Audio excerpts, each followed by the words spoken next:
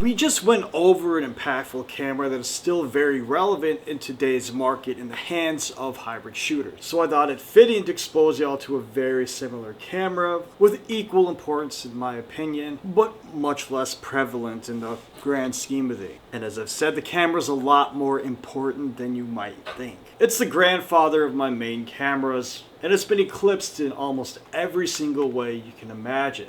But I'm filming with it right now, could you tell? It's the Panasonic GH1. So I'm filming with it, I just need something in my hand, so I'm holding my GH5 Mark II. So let's talk about the origins for a second. The camera was released in March of 2009. It's a 12 megapixel micro four thirds hybrid shooting camera, and it's capable of, again, both photo and video. That is right, video. It features that little sensor that we come to know and love, all wrapped up in a tiny body with an articulating screen. It comes in with the mic jack and an overall solid foundation that set the Panasonic up for years to come when we're talking about quality innovation. But like I said, it's the GH1 and it aged like old milk, especially when we're talking about cameras of that same era like the 5D Mark II, which is still used and very relevant for photographers today. And as we know, the 5D Mark II takes all the credit as the first hybrid shooting camera on the market. Where does that leave the GH1 here? It doesn't do anything real crazy that you can't get from other cameras on today's market, but at its current price point of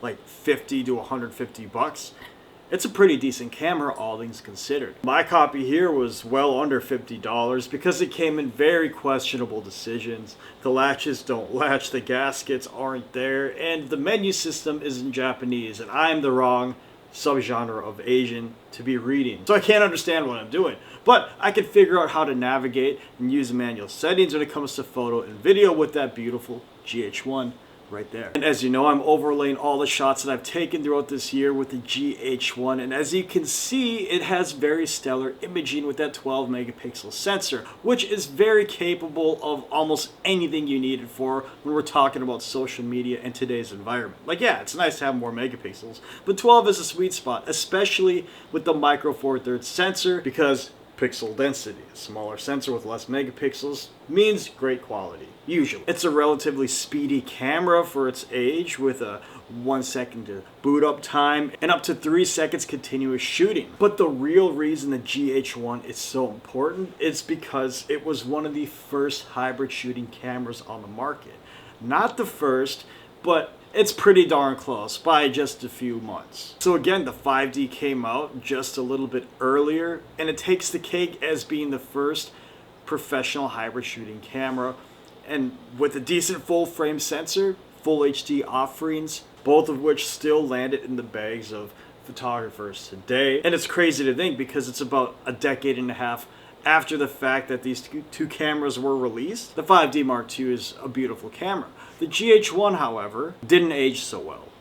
But in its heyday, it was a go-to even more so than the 5D Mark II when it comes to hybrid needs. Sure, the Canon had the leg up when it came to a shallower depth of field being produced and its low light capabilities because it is a full frame sensor. The GH1 over here had a slew of opportunities and features over that Canon flagship. Firstly, the physical size of the thing is much smaller than the average Canon DSLR.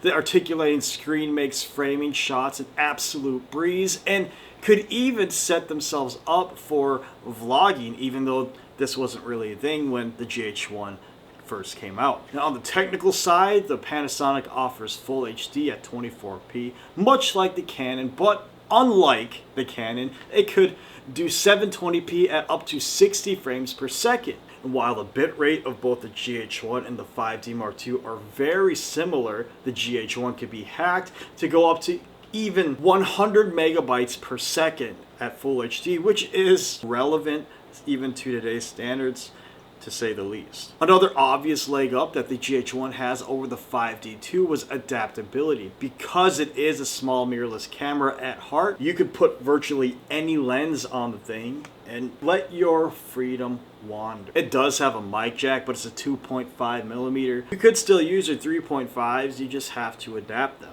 accordingly. Adapters are cheap for it. But if we were talking about their two bodies at stock level, the truly remarkable trait of the Panasonic GH1 has over its competitors of the era is its ability to autofocus in video. It's good, it's there, it's not great, but it is there, and it's something that the 5D Mark II didn't have. And just a quick side note, the Panasonic still uses the exact same algorithm in focusing that the GH1 has in their modern cameras. I'm just kidding, of course. Not really. You can pick up a GH1 on today's market for insanely cheap prices these days.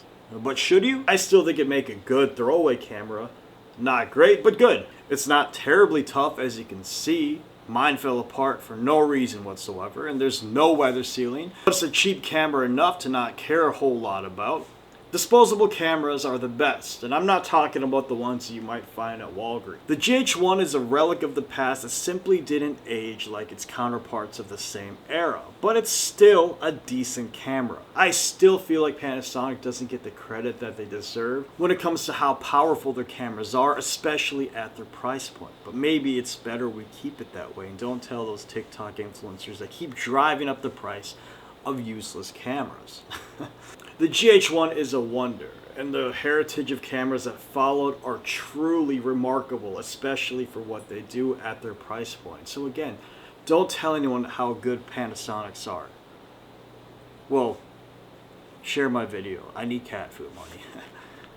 I'm not eBay. That's it for now. Thank you for watching this video. Let me ramble about cameras week after week. I love all of you, and I will see you next time. Subscribe, find Matt's Notes on Instagram. Peace.